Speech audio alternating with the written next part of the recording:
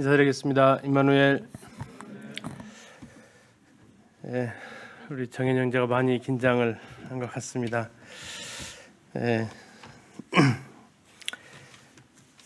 청년의 때에 이렇게 좋은 경험할 수 있는 것도 은혜입니다.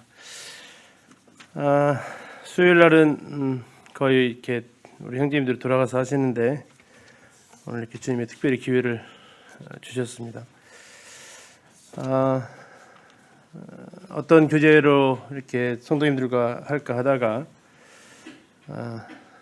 어제 1시 정도에 잠을 자는데 그때 주님이 영감을 주셔서 이 주제를 가지고 하게 됐습니다. 제목 한번 같이 한번 읽어보실까요? 시작. 그렇죠. 이제는 하고 좀 쉬었다 읽으셔야죠. 이제는 그리고 후에는입니다.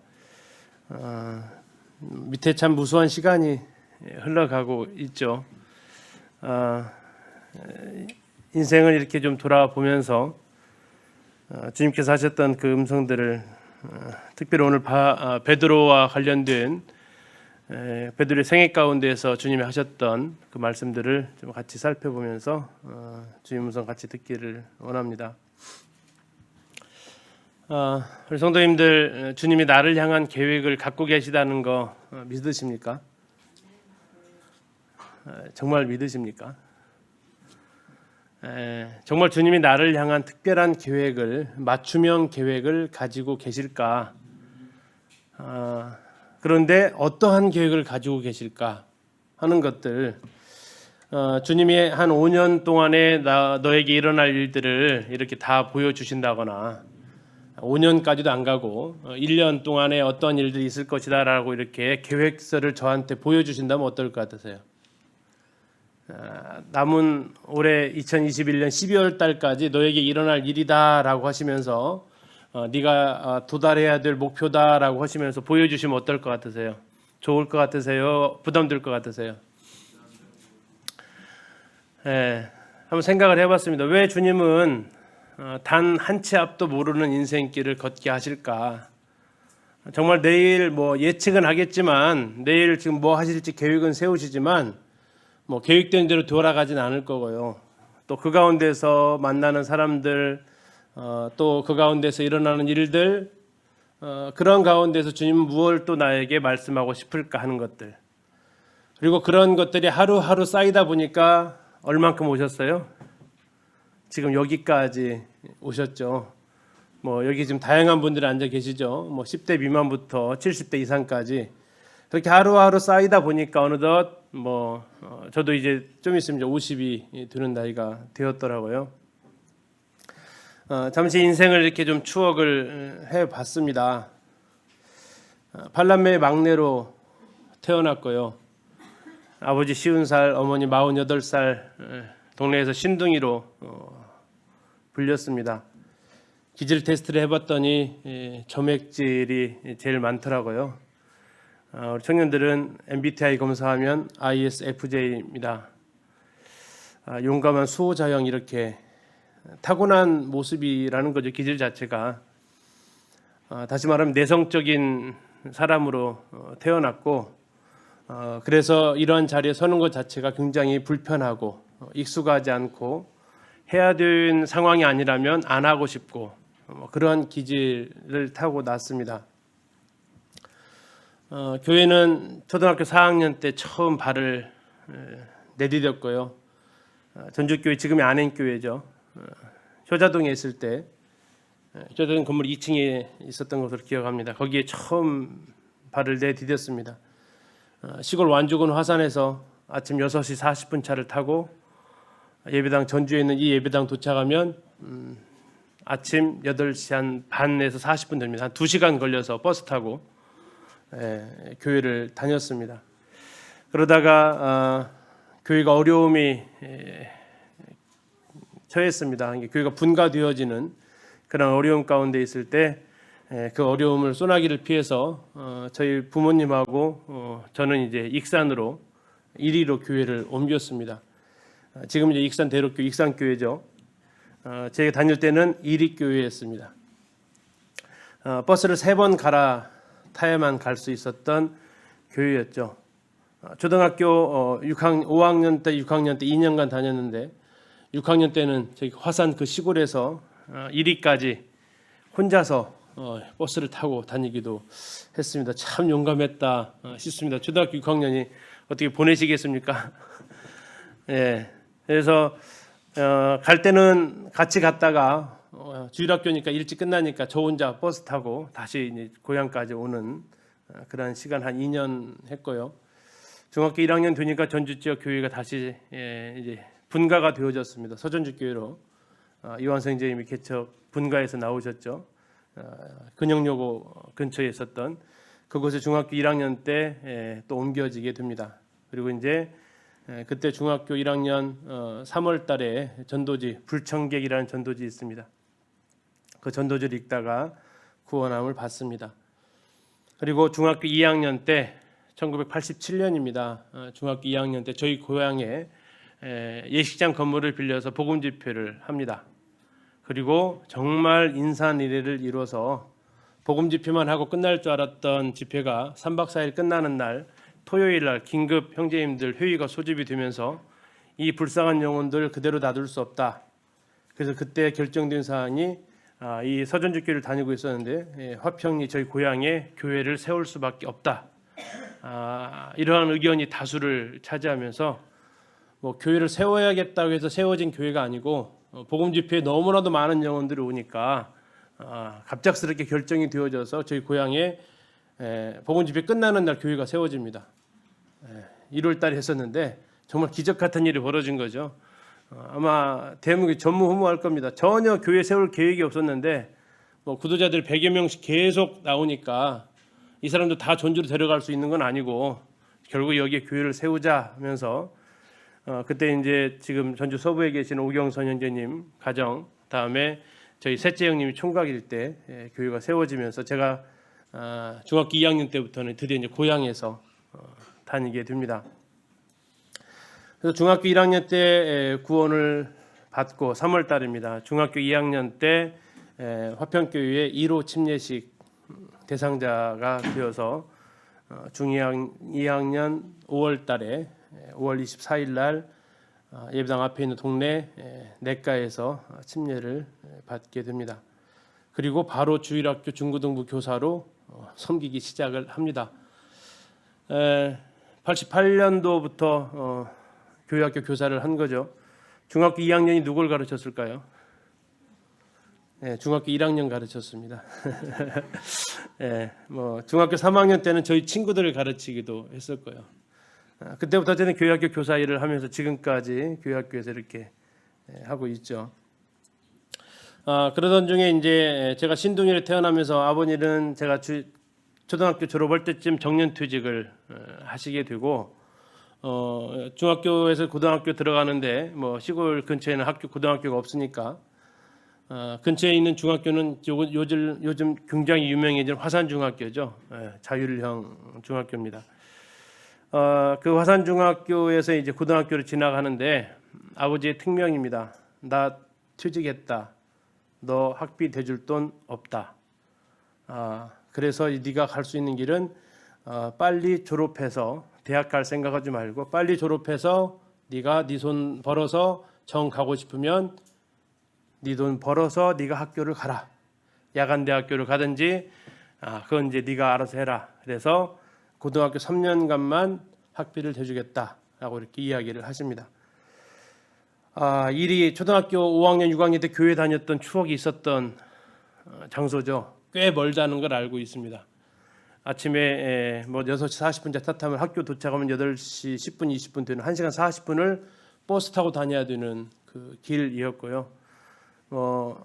워낙 엄한 아버님이었기 때문에 거기에 대해 한마디 안 된다라는 말 없이 예 알겠습니다 할 수밖에 없어서 이제 전주 인문계라고 저희 표현했는데 거기 갈 수 있음에도 이제 1, 2, 3고가 제가 중학교 다닐 때 목적하는 고등학교였습니다.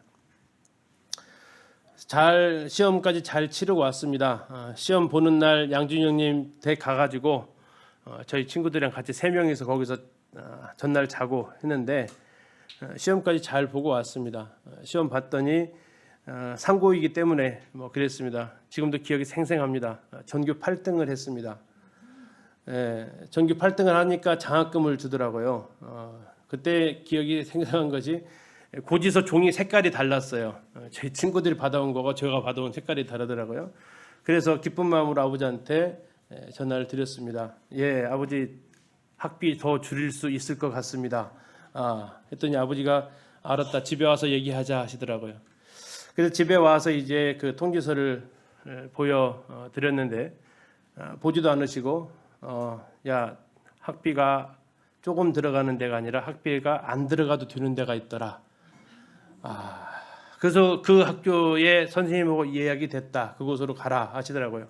거기가 어디냐면 완주고등학교입니다. 봉동에 있는 곳이죠. 그 완주고등학교 후기고등학교입니다. 지금도 뭐 그렇습니다. 그러다 보니까 전 시골 지역에서 가정 형편이 어려운 학생들이 있으면 전주인문계 갈 실력은 되는데 가정 형편이 어려운 학생들이 있으면 스카우트하는 면 소재 학교에다가 그런 학생이 있는지 물어봐서 스카우트하는 그런 제도가 있었습니다. 그래서 저희 담임 선생님이 있습니다 이렇게 추천을 하셨나 봐요. 그리고 아버님한테 전화를 드린 걸로서 알고 있습니다. 아버님한테 설득하는 방법 딱 한 가지였습니다. 학비가 없습니다 했습니다. 아버지는 귀에 솔깃하셨고 두 가지를 계산을 하셨습니다. 학비가 없다. 두 번째, 교통비가 반절로 준다. 화산에서 봉동까지만 가면 되니까 봉동에서 익산까지 가려면 또 버스 타야 되는데 일거양득이죠. 그래서 아버지께서 야, 다시 시험 봐라. 후기고등학교 시험을 봐라 했습니다. 어떻게 해야 됩니까? 보라니까 봐야죠. 알겠습니다 하고 다시 시험을 치르게 됩니다.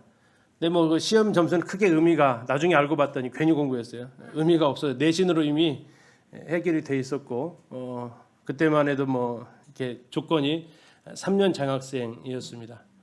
고등학교 들어와서 공부를 하든 말든 관계없다. 3년간은 무조건 수업료 일절 없다. 제가 낸 금액이 학생회비만 1,500원씩 3년 내 가지고 18,000원 학교에다가 낸 게 전부입니다. 그리고 이제 중간중간에 장학금 줘서 장학금 받았고 이렇게 해서 이제 가게 되는데 왜 주님이 이렇게 하셨을까를 싶으니까 지나고 나니까 교대를 가게 하시는 그런 의도를 가지고 계셨던 것 같습니다.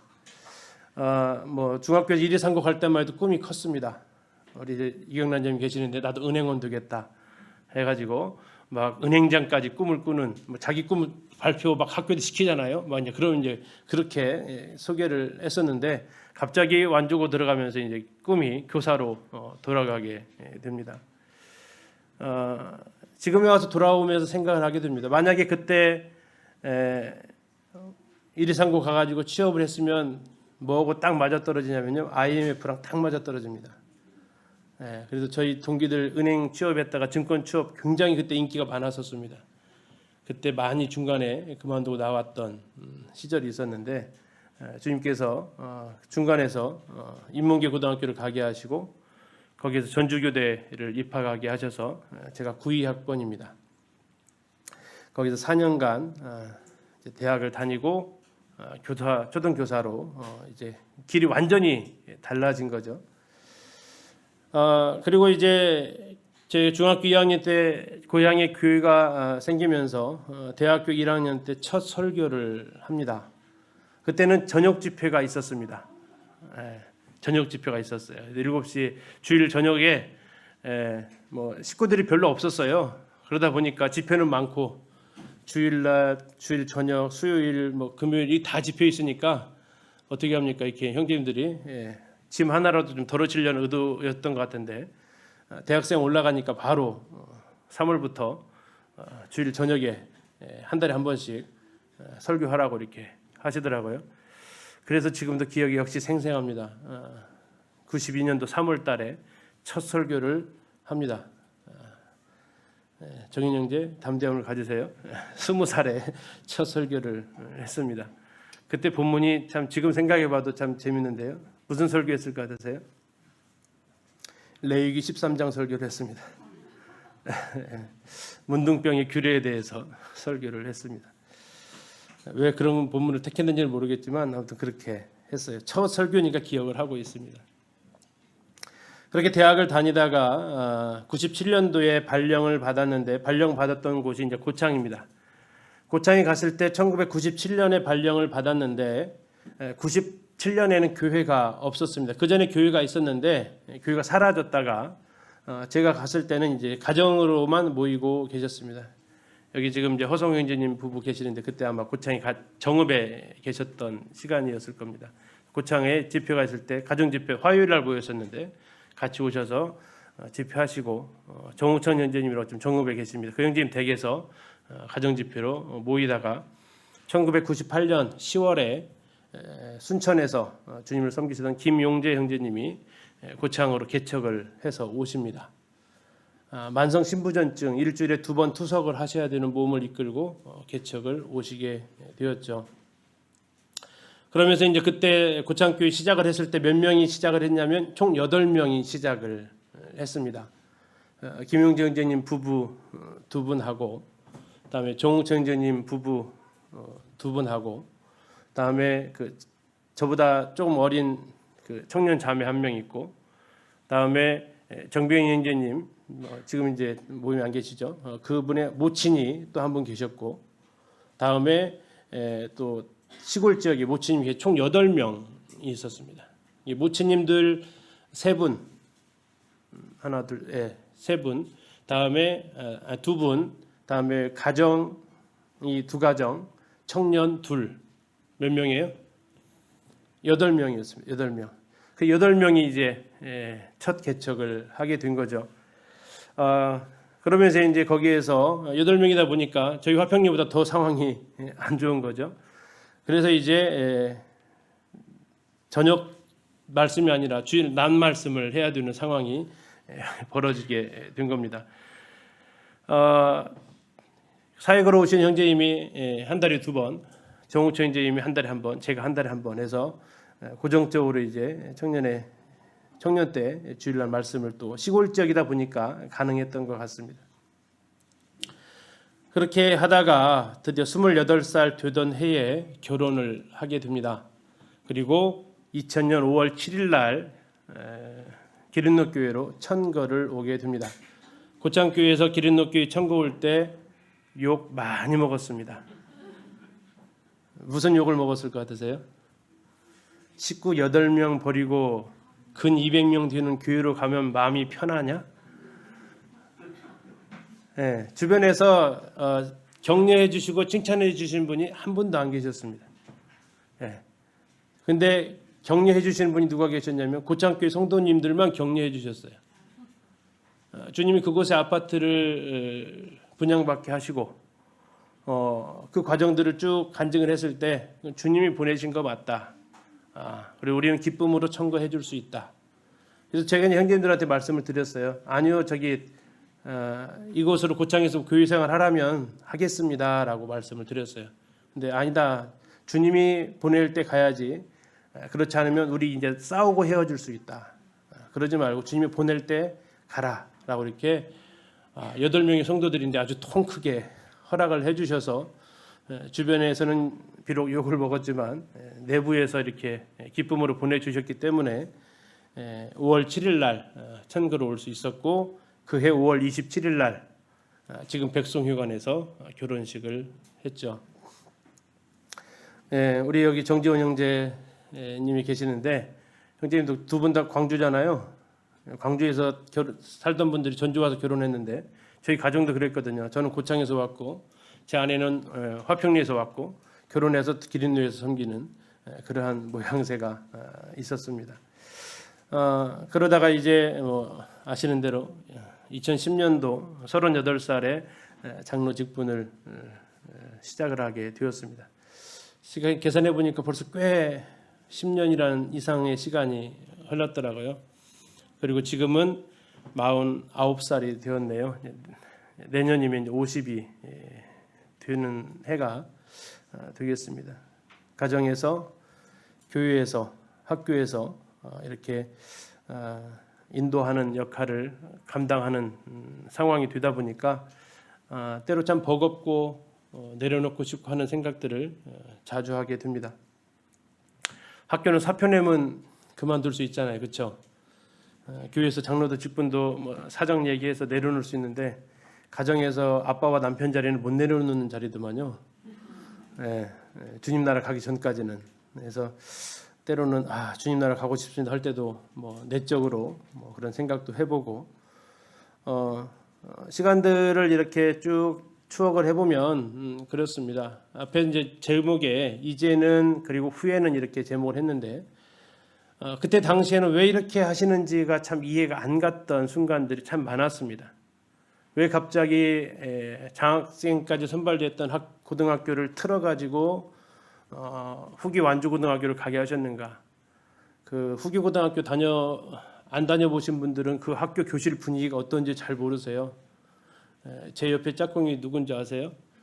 지금은 아마 없어졌을 겁니다. 예전에 전주에서 유명한 그 폭력 조직이 2개 있었어요. 오고리파는 좀 약했습니다. 월드컵파하고 라이트파가 있었어요. 제 짝꿍이 그 행동대원이었어요. 딱 행동대원이었어요. 그래서 이제 고마운 것은 그 애가 제 보디가드가 돼가지고 2년간 짝꿍을 했거든요. 옆에다가 족보 앉혀놓고 공부를 한 거예요. 그 애가 한마디 해줬죠. 야, 너 공부해야 되니까 건들지 마라. 그러니까 이제 자연스럽게 방어막이 쳐졌어요. 아무튼 그런 뭐 학교 아침에 가면은 후배 데려다 놓고 이렇게 손봐주고 있는 애들이 늘 있었고, 여선생님들을 오시면은 뭐 이렇게 신고식처럼 울고 나가시고, 그러면 곧바로 남자 선생님 들어오셔서 전체 기합 받고, 뭐 이런 일들이 이제 후기 고등학교에서 이제 뭐 일어나게 됩니다. 시골 학교를 다녔기 때문에 정말 상상할 수 없었던 나름대로 참 순박한 소년이었는데 고등학교 때 정말 와 이런 학교도 있구나 하는 그런 경험들. 왜 그렇게 하셨을까? 왜 나는 늘 작은 교회에서만 주님을 섬겨야 했나? 화평리부터 시작해서 고창에 이르기까지 10여 년이라는 그 시간 동안 좀 식구들이 적다 보니까 일이 많잖아요. 모든 일에 다 투입을 해야 되고 일찍부터 말씀을 전해야 되는 이런 것들에 대한 어떤 불평들 이런 것들도 뭐 있었고요.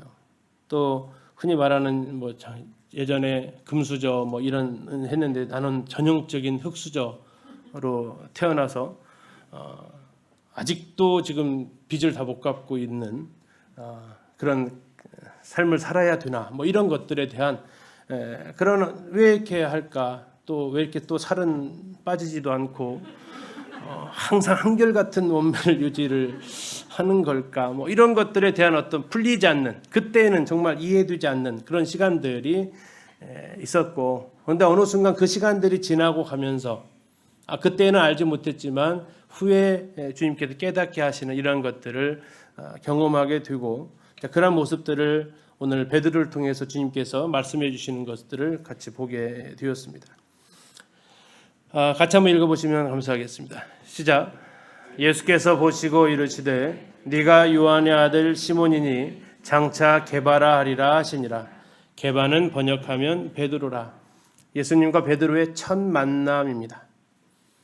예수님과 베드로의 첫 만남인데 그 첫 만남에서 예수님은 베드로에 대해서 이미 많은 걸 알고 계셨습니다.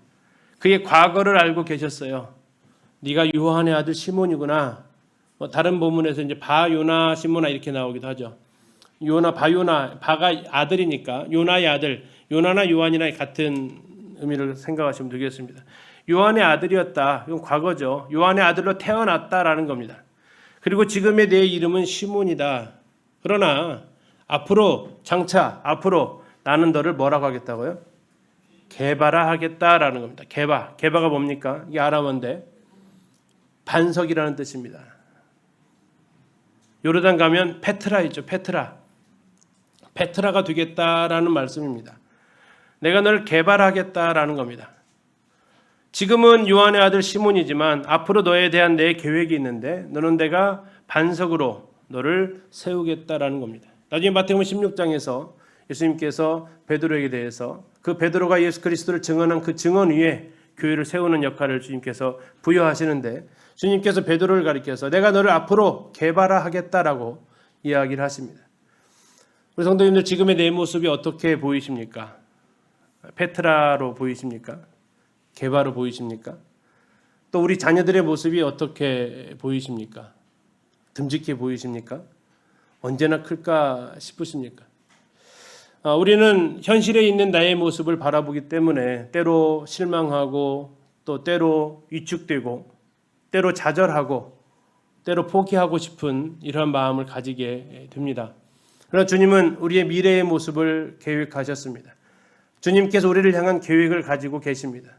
베드로를 요한의 아들 시몬을 부르셔서 내가 너를 앞으로 베드로 개발하겠다라고 주님이 말씀을 하십니다. 예수 그리스도를 만나면서 그의 삶이 달라지게 되었다라는 겁니다. 나중에 베드로는 베드로전서에서 이렇게 고백합니다. 너희가 전에는 양과 같이 길을 잃었더니 이제는 너희 영혼의 목자와 감독 되신 이에게 돌아왔느니라. 여기에 보면 두 가지의 시간을 나타내는 말이 있죠. 첫 번째가 뭡니까? 전에는, 또 하나는요, 이제는. 과거의 모습입니다. 전에 너의 모습은 길을 잃어버린 양이었다라는 겁니다. 이게 우리의 모습이었잖아요. 베드로의 모습이었어요. 그냥 평범한 요한의 아들, 이것은 정말 흔해 빠진 이름입니다. 정말 평민 가운데에서 알아주지도 않는 흔해 빠진 이름, 그의 아버지의 아들. 그러나 주님께서 말씀하십니다. 장차 개발하리라. 베드로가 그러지 않았습니까? 베드로가 얘기하죠. 이제는 너희 영혼의 목자와 감독 되신 이에게로 돌아왔느니라. 이전과 이후의 모습이 완전히 달라진 것이 베드로의 운명이었습니다. 주님께서 그렇게 계획을 하신 겁니다.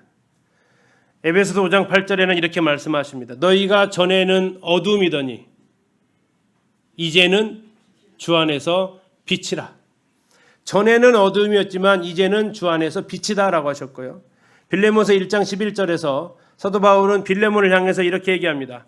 그가 전에는 너에게 무익하였으나 이제는 나와 내게 유익함으로. 전에는 무익했던 자였습니다. 그러나 이제는 모두에게 유익한 자가 되었습니다.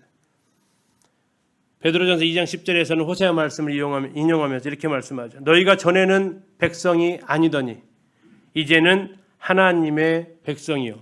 전에는 긍휼을 얻지 못하였더니 이제는 긍휼을 얻은 자니라. 예수 그리스도를 만나기 전과 만난 후의 삶이 완전히 달라지는 180도 달라지는 운명에 처한 상황이 베드로에게 일어난 것입니다. 동일하게 우리에게도 그러한 일들이 일어났다라는 것입니다.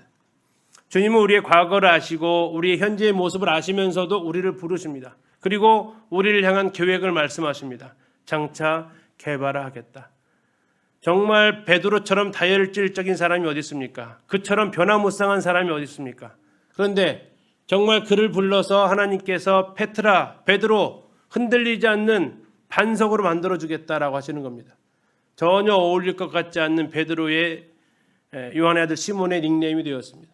그런데도 주님은 그를 그렇게 변화시키셨고 베드로는 그렇게 변화되어지지 않았습니까? 성령이 임하시기 전에 그는 여인 종 앞에서도 예수님을 부인했던 사람이었으나 성령이 임하고 난 이후에 그는 사내들인 공회 앞에서도 담대할 수 있었습니다. 이게 전에는 그리고 후에는 그의 모습입니다. 이 말씀하신 후에 베드로는 또 한 번의 예수님을 만나게 됩니다. 또 한 번 더 같이 한번 읽어주시죠. 시작.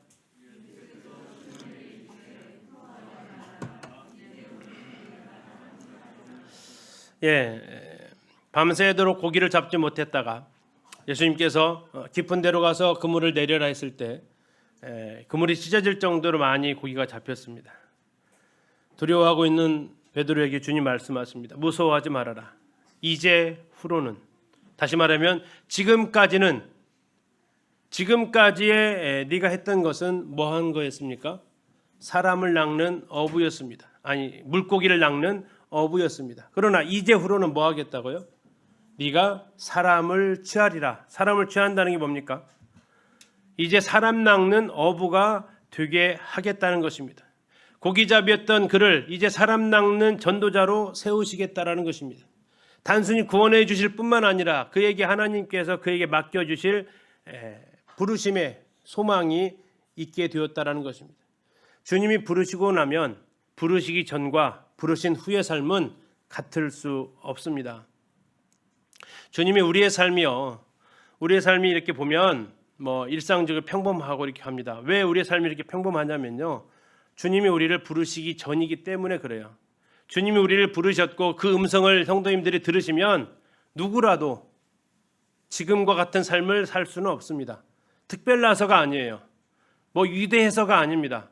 주님께서 부르시는 그 순간 그는 전혀 다른 삶을 살아가게 되는 것입니다. 특별한 사람이 선교사가 되는 게 아니고, 특별한 사람이 하나님의 일꾼으로 전도자가 되고 선교사가 되고 하지 않는다는 것입니다. 그가 특별한 사람이라서가 아니라 주님이 특별하심이 그를 불렀기 때문에 그와 같은 일이 그에게서 일어나는 거죠. 물고기 낚는 그에게 주님은 사람을 낚는 어부가 되게 하셨습니다. 주소가 잘못됐네요. 마태복음입니다. 나를 따라오라, 내가 너희를 사람을 낚는 어부가 되게 하리라 하셨습니다. 지금까지 베드로는요, 물론 개바라고 이름을 불렀지만 여전히 물고기 잡는 사람이었습니다. 여전히 그는 배에서 그물을 내렸고 그물을 기웠고 물고기로 그의 삶을 살아갔던 사람이었어요. 근데 주님이 이제 부르십니다. 뭐라고요? 이제 후로는 네가 사람을 취하리라. 우리 성도님들 여기에 지금 다양한 직업군이 앉아 계시잖아요. 이명재 님 의사죠. 의사는 뭐 하는 사람입니까? 병 고치는 의사죠. 근데 그 내가 너를 이제 후로는 너를 병 고치는 의사가 아니라 뭘 고치느냐? 죄를 고치는 의사로 취하리라 하시는 겁니다.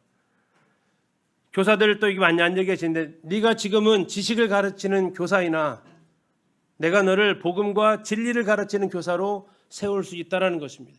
네가 지금은 집을 세우는 건축가이나 이제 후로는 어떤 사람으로요? 교회를 세우는 건축가로 내가 너를 취하겠다. 네가 지금은 음식을 많은 요리사, 음식으로 사람을 먹이는 요리사가 되겠으나 이제 후로는 네가 말씀으로 사람에게 먹이는 그 요리사로 세우겠다 하시면 그 순간부터 우리의 삶이 달라질 수밖에 없는 것입니다. 내가 하는 일을, 지금 우리들이 하고 있는 그 일을 예수 그리스도를 만난 이후부터 주 예수님과 교회와 복음을 위해서 어떻게 변화시킬 것인지를 우리가 고민하시면 참 좋겠습니다.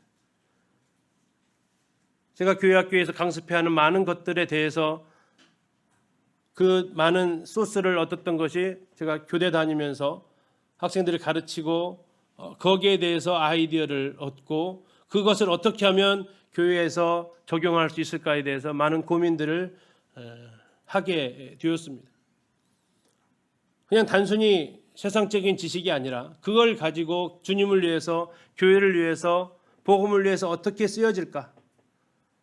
그래 정말 병을 고치는 일이 아니라 정말 그 사람들의 죄를 고치고 집을 세우는 게 아니라 교회를 세우고 이러한 일들을 위해서 내가 주님께서 이제 후로는 너를 그렇게 하겠다고 부르실 때 우리는 그 부르심에 응답할 수밖에 없다라는 겁니다.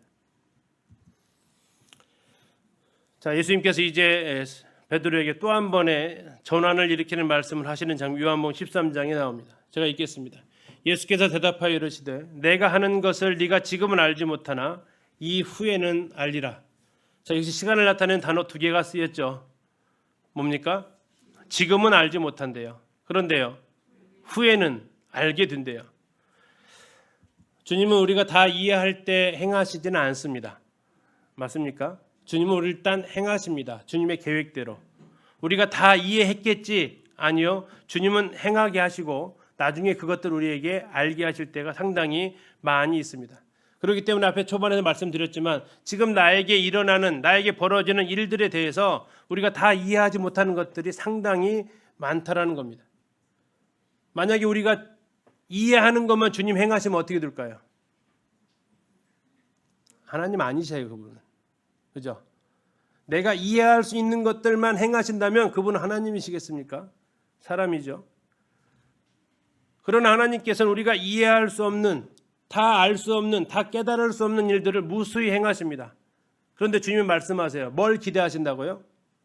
지금은 모를 수 있다. 그런데요, 후에는 네가 알게 될 것이다 라는 겁니다.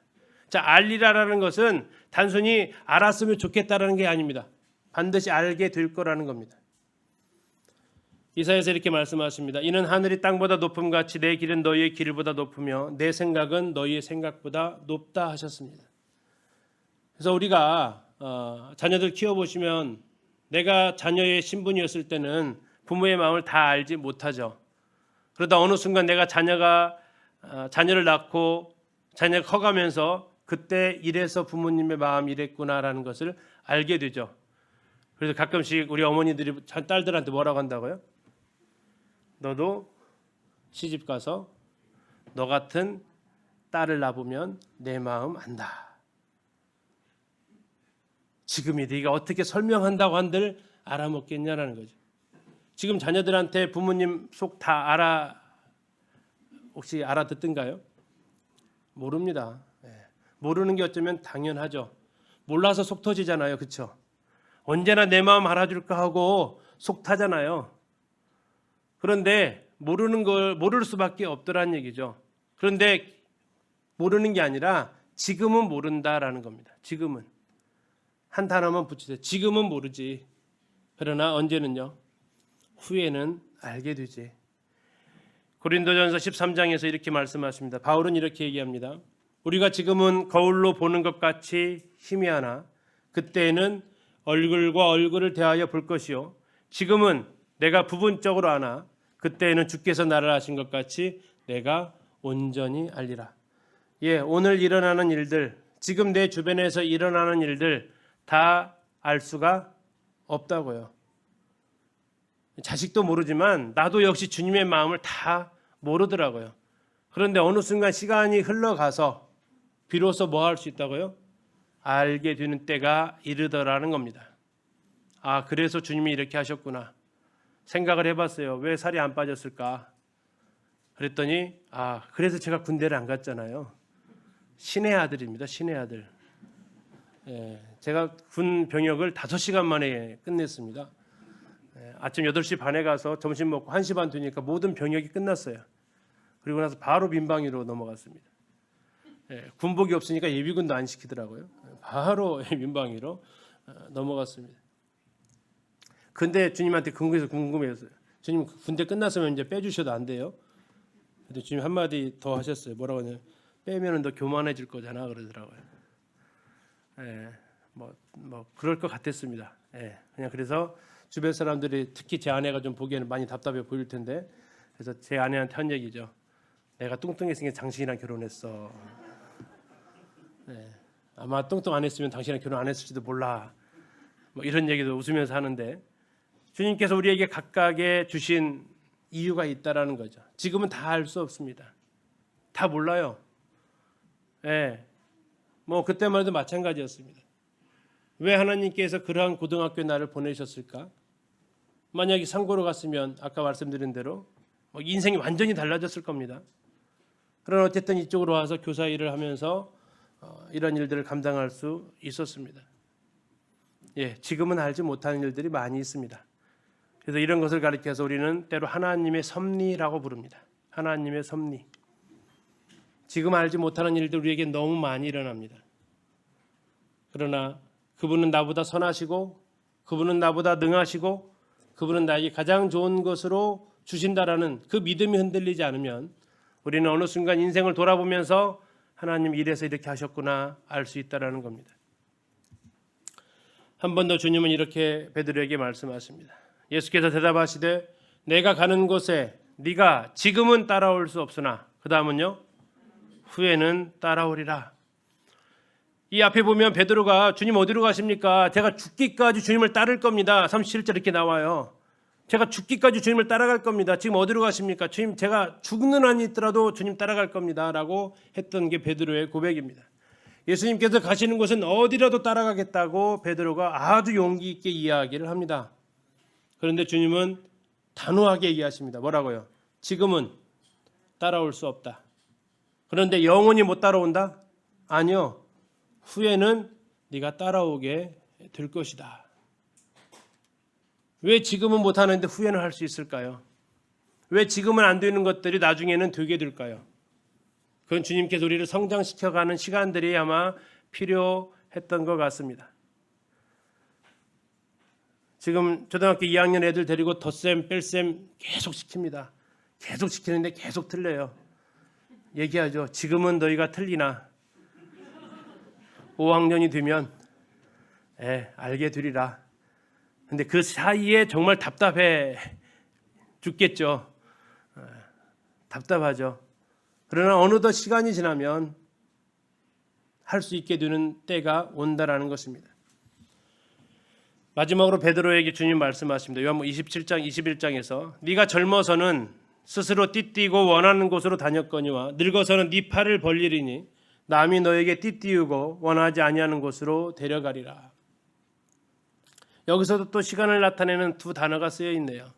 젊어서는 네 마음대로 다닌다. 그러나 네가 늙으면 네가 원하는 곳이 아니더라도 다른 사람들이 너에게 그 띠를 띄우고 너를 그쪽으로 데려갈 것이다.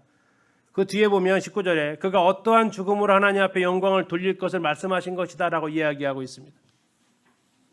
우리는 지금 이것을 내가 하면, 내가 이것을 지금 할 수 있으면 이게 하나님께 영광이 될 것 같습니다. 근데 주님 말씀하시는 거예요. 뭐라고요? 아니, 지금은 아니야.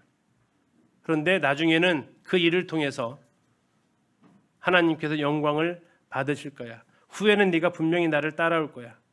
나중에 베드로는 이것을 알고 자기가 십자가를 질 때 어떻게 지고 갔다고 얘기합니까? 내가 어떻게 내 주님과 똑같은 모습으로 십자가를 지겠습니까? 하면서 그는 거꾸로 자기를 매달아 달라고 이야기했다고 전해지고 있죠. 쿠오바디스라는 영화 보셨습니까?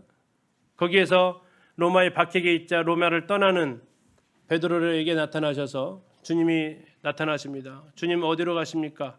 쿠오바디스 도미니 했더니 주님이 뭐라고 하십니까? 나는 네가 지금 떠나온, 네가 살려고 도망가온 그 로마로 가서 나는 다시 죽으러 간다. 주님 말씀하셨어요. 그러니까 베드로가 어떻게 합니까?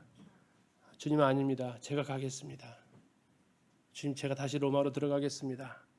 그리고 그는 그곳에서 순교를 맞이하게 됩니다. 주님 말씀하셨죠. 네가 지금은 따라올 수 없으나 후에는 따라오리라. 네가 젊어서는 네가 원하는 곳으로 다녔지만 늙어서는 내 팔을 벌리고 남이 너에게 띠띠우고 원하지 않는 곳으로 데려가리라. 그런데 놀라운 것은 그것으로 인해서 하나님께서 영광을 받으시리라. 지금 못한다고, 지금 할 수 없다고 영원히 못하는 것이 아니라고 주님 말씀하십니다. 지금 할 수 없으나 후에는 할 것이라고 주님 말씀을 하십니다. 정리하겠습니다. 하나님은 나의 과거와 현재를 아십니다. 요한의 아들 시므나. 그러나 주님은 거기에서 머무르지 않고 우리를 향한 계획을 말씀하십니다. 네가 장차 개발하리라. 베드로가 되겠다. 반석이 되겠다. 이것이 내가 너를 향한 계획이다. 근데 이게 개발하리라가 한순간에 되는 걸까요? 아니에요. 그러면서 주님은 계속해서 베드로에게 나타나셔서 말씀하십니다. 지금은, 후에는, 이제는, 후에는. 첫 번째가 아까 말씀 보셨던 갈릴리 바다에서 물고기 잡을 때였습니다. 이제 후로는 네가 사람을 취하리라.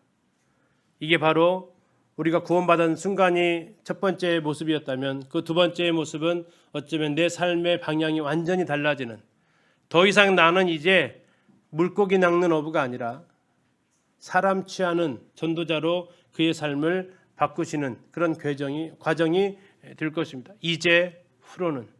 아마 여기 성도님들 중에서 그 전환점이 계신 분들도 있을 줄로 압니다. 이제 후로는 내 삶이 완전히 변화되어지는, 내 가치관이 완전히 달라지는 그 전환점이 있으셨을 것이고 또 그 전환점이 또 앞으로도 많은 분들에게 있을 것입니다.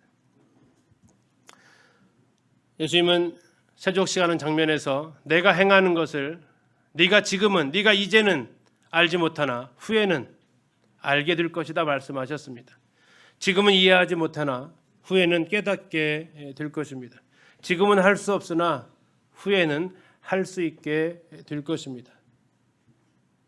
우리 자녀들의 모습에서도 우리는 그 미래를 보셔야 될 것 같습니다. 자녀 5을 키우면서 인격 훈련이 참 많이 됩니다. 그러면서도 참 그때마다 견딜 수 있게 하시는 것이 이 말씀이죠. 그래, 지금은 네가 철이 없어서 그러지. 그러나 후에는 나중에는 거기에 대한 소망을 가지게 됩니다. 우리가 이건 내 모습에서도 동일합니다. 지금 내 모습은 주님이 행하시는 것을 다 이해할 수 없지만 그러나 후에도 그럴까요? 아니요. 후에는 알게 된다고 주님 말씀을 하시는 겁니다. 지금은 내가 원하는 것을 하며 살아가고자 합니다. 내가 주님을 섬기고 싶은 대로 살아가고자 합니다. 그것이 최상일 것이라고 생각을 합니다. 그러나 주님 말씀하십니다. 아니, 후에는 네가 원하지 않는 길도 네가 기쁨으로, 네가 자원해서 선택함으로 갈 날이 올 것이다. 그리고 그것을 통해서 하나님이 영광을 받으신다. 네가 하고 싶어서, 네가 잘해서 하는 일은 누가 영광을 받을까요? 내가 받죠. 안 그러겠습니까? 내가 하고 싶어서 한 일, 내가 원해서 하는 일, 이 부분은 내가 영광 받기가 참 쉬운 길입니다. 그러나 내가 정말 원하지 않았던 일, 내가 정말 하기 싫어했던 일, 그러나 주님의 마음을 알게 되었을 때 누군들 거꾸로 십자가에 죽고 싶겠습니까? 그러나 주님의 그 사랑을 알게 되었을 때 그 선택도 기쁨으로 선택하게 되었을 때에 그 죽음으로 인해서 하나님께서 영광을 받게 되실 것이다. 후에는